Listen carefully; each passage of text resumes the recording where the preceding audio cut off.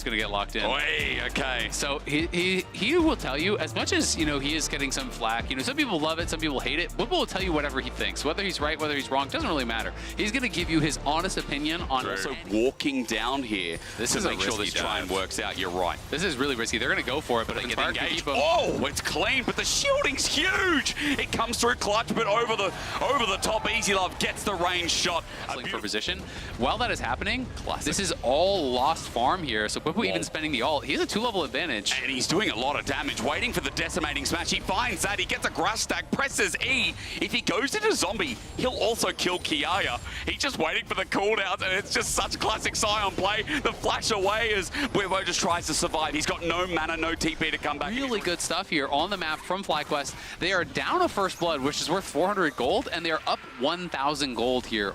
The ones who picked up 2 of the grubs before, so that's the trade we're looking at for now. But we also know that there's 2 parts of the game. We've seen a number of teams, you know, play really well on the map movement. You think back to the TL game early. Their early stages were great. You know, I do think they were outplaying, you know, LNG as far as their lane assignments and as far as how they were moving around the map. But you have to be able to execute in those 5v5s, and here they go. Okay, well, they set it up, and Poppy tries to stop them with the steadfast presence, but it matters not. Masu picks up the kill, and Busia flashes away. Really seeking after.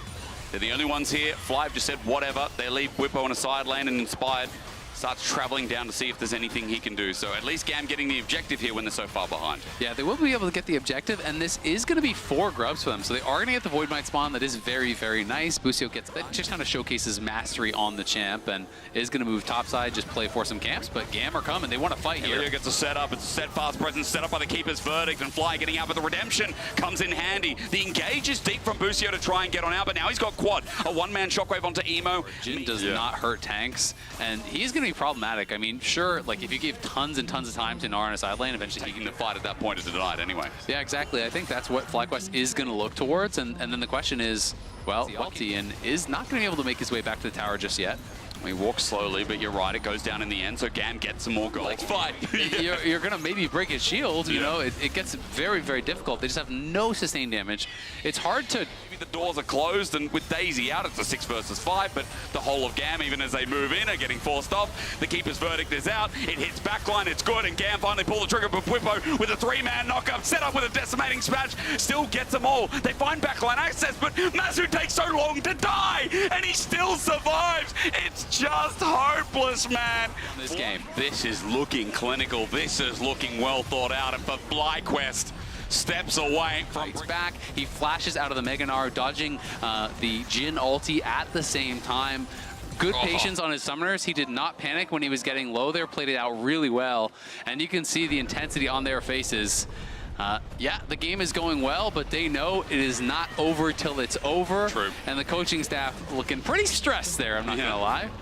After the almost 4K damage himself. That's what I'm talking about. When you can't kill this tank in this situation, you can build a little bit Derek's alone. Like, that is an enormous amount.